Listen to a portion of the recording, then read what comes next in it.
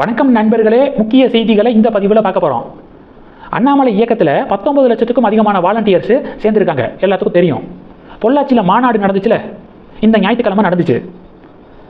அதுக்கு சரியாக ஒரு வாரத்துக்கு முன்னாடியிலிருந்து, அதாவது திங்கள்லேருந்து மாநாடு நடக்கக்கூடிய ஞாயிற்றுக்கிழமை வரை தினமும் ஆவரேஜாக 1000 பேர் 1500 பேர் வீத லீடர்ஸ் இயக்கத்தில் வாலண்டியர்ஸாக சேர்ந்துக்கிருந்தாங்க. ஒரு நாளைக்கு 1000 1500 அப்படின்னு.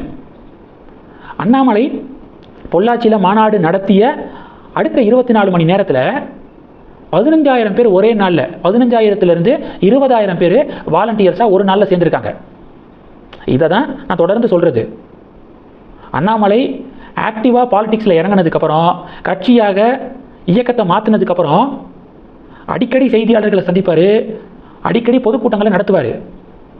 அப்போது ஆட்டோமேட்டிக்காக வாலண்டியர்ஸ் எண்ணிக்கை கூடிக்கிட்டே இருக்கும். ஈஸியாக 50 லட்சம் அப்படிங்கிற மார்க்கை டச் பண்ண முடியும்.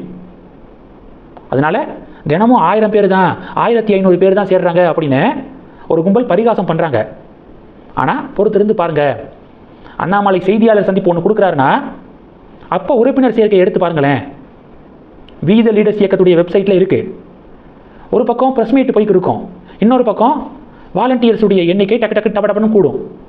அதனால் இப்போதைய நம்பர்ஸை வச்சு அவ்வளோதான் முடிஞ்சிச்சு, அண்ணாமலை தோல்வி அடைஞ்சிட்டாரு அப்படின்னு ஒரு கும்பல் அவங்களுக்கு அவங்களே சொல்லிட்டு சந்தோஷப்பட்டு இருக்காங்க.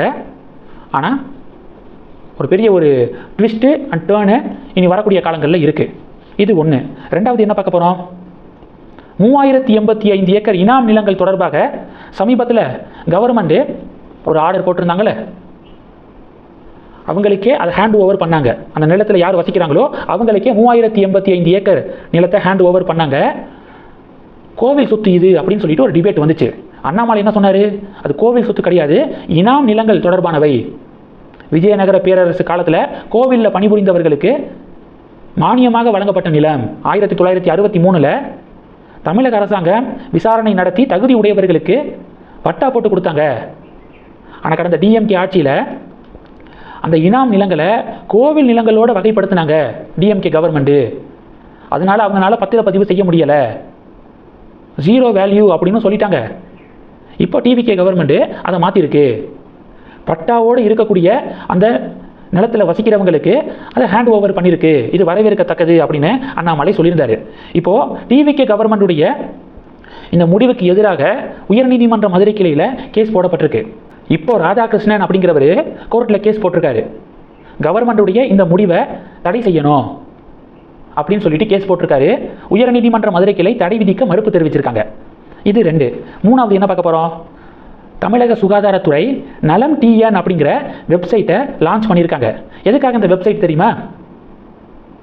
அரசு மருத்துவமனைகளுக்கு தனிநபர்கள் பங்களிப்புக்காக, அரசு மருத்துவமனையை மேம்படுத்த யார் வேணாலும் கான்ட்ரிபியூட் பண்ணலாம். இந்த நலம் டிஎன் அப்படிங்கிற வெப்சைட்டுக்குள்ளே போய் எந்த மருத்துவமனையுடைய மேம்பாட்டுக்கு நான் நிதி பங்களிப்பு கொடுக்குறேன் அப்படிங்கிறதையும் மென்ஷன் பண்ணலாம். அப்படி பண்ணால் அவர்கள் செலுத்தக்கூடிய அந்த நிதி பங்களிப்பு அவங்க எந்த மருத்துவமனையை மென்ஷன் பண்ணியிருக்காங்களோ அந்த மருத்துவமனையுடைய மேம்பாட்டுக்கு தான் அது செலவழிக்கப்படும், அதுக்கு தான் ஸ்பெண்ட் பண்ணுவோம். இதனால் அரசு மருத்துவமனையுடைய கட்டமைப்பு நல்லா சூப்பராக மேம்படும் அப்படின்னு தமிழக அரசாங்கம் சொல்லியிருக்காங்க. இதுக்கு வரவேற்பு எதிர்ப்பு ரெண்டுமே வருது. வரவேற்பு என்னென்னா, கவர்மெண்ட் ஹாஸ்பிட்டல்ஸ் நல்லா டெவலப் ஆகும், இப்போ என்னால் முடிஞ்ச ஒரு 10 பெட் வாங்கி தரேன், அது மாதிரியான பங்களிப்பு நல்லா டெவலப் ஆகும் அப்படின்னு வரவேற்பு.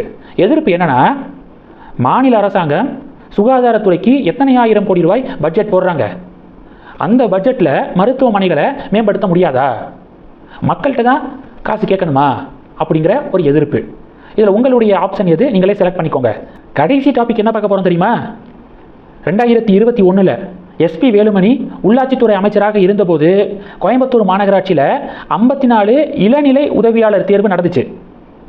எப்படின்னா, காலையில் அறிவிக்கிறாங்க 54 இளநிலை உதவியாளர்கள் தேவை அப்படின்னு காலையில் அறிவிக்கிறாங்க.